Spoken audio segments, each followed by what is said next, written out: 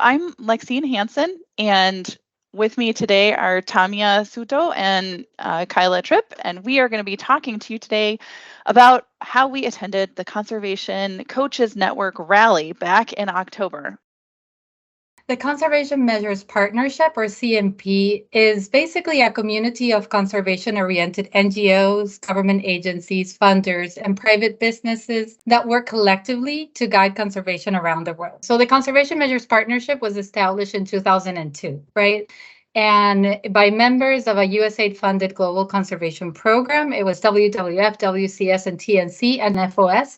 And then after that, the first version of the open standards for the practice of conservation was developed. So TNC realized that in order to put forward the conservation standards, you needed people to put them forward, right?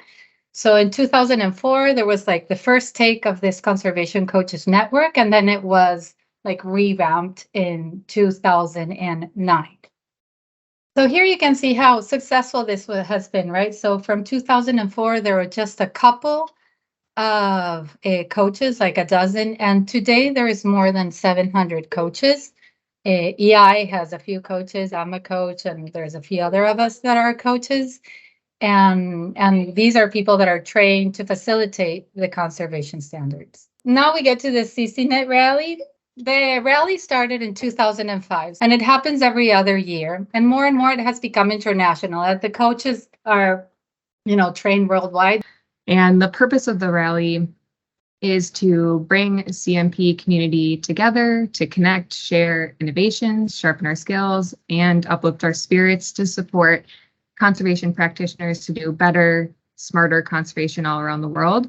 Past year, 5 EI staff were able to attend the rally, along with over 130 other conservation standards practitioners from around the world. So what we're thinking about of our strengths are sort of the things that we bring to the partnership and where we add value and kind of demonstrate our leadership.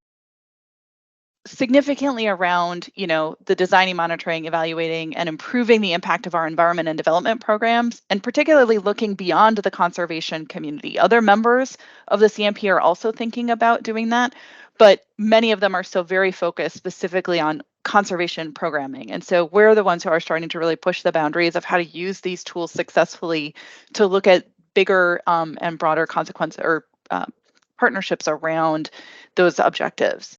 We led 2 sessions at the retreat. One was focused on the steps 3, 4, and 5, which is really like the implementing steps. Similarly, we presented a session with FOS that was about our work and doing pause and reflects. And that is a way of incorporating kind of the standards into those later steps and to making sure that we are implementing and adapting usefully. So that is a real niche that EI brings to this community.